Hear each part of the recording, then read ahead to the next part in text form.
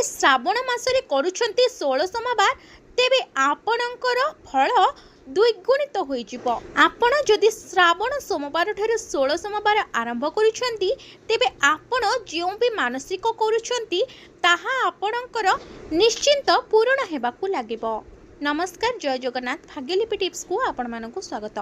दर्शक बंधु, श्रावण सोमवार रे आपण जदि 16 सोमवार व्रत आरंभ करूछंती एवं आपण जदि एही सब नियम एवं पूजा विधि मानुछंती तेबे आपणकर सबु मनस्कामना पूर्ण होइथाय।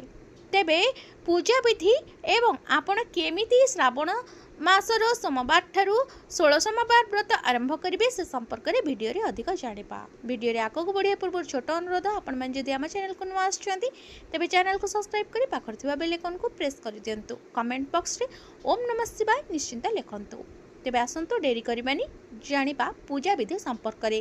देखंतु, आरंभ होइछि पवित्र श्रावण मास। एही मासरे अनेक लोक 16 सोमवार उपास आरंभ करिथांती।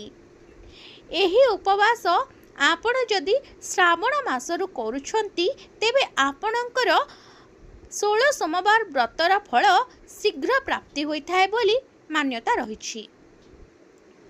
तेबे आपण 16 सोमवार व्रत किभली भाबरे आरंभ करिवे। देखो, चलित वर्ष जुलाई 14 रे श्रावण मासर प्रथम सोमवार आरंभ होई सारिछि।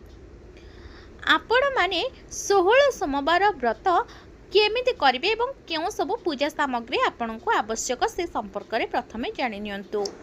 आपण गंगा जल, क्षीर, दही, घी, महु, धला चंदन, फूल माळ एवं अक्षत, बेलपत्र, धूप एवं दीप आपनको आवश्यक रहिबो।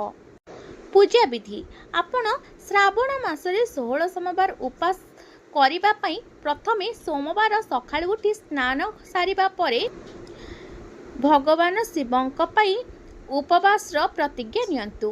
प्रतिज्ञा नेबार अर्थ होछि आपण 16 सोमवार उपवास रखिबे। एबे भगवान शिवंकर प्रतिमा किंबा लिंग को गंगा जल रे अभिषेक करंतु। तापरे ओम नमः शिवाय जप करंतु एवं पंचामृत अर्पण करंतु। एबे भगवान शिवंक प्रतिमा किबा शिवलिंग प्रतिमा रे धला चंदन, बेलपत्र, दुदुरा फूल देई भगवान शिवं को आराधना करंतु। भगवानंक सम्मुख रे दीप एवं धूपकाठी जलांतु। शिवंक पूजा सहित माता गौरी को मध्य श्रृंगार सामग्री आपण अर्पण करिवे। शिव चालीसा एवं शिव पुराण आपण एही दिन पाठ करंतु। शेषरे आरती करंतु एवं प्रसाद को बंटन करंतु। श्रावण मासरे 16 सोमवार करिवार बहुत लाभ रहिछि। 16 सोमवार आपण जदि रखुछंती श्रावण मासरे आपणकर विवाह शीघ्र हुए एवं आपणको इच्छा करुथिबा वर किंबा कन्या मिली थाए। श्रावण मासटी को भोलेनाथकर मास मध्य कहा जाए। एही मासरु आपण जदि 16 सोमवार आरंभ करुछंती तेबे महादेव एवं माता गौरी आपणक उपरे प्रसन्न होइथांती।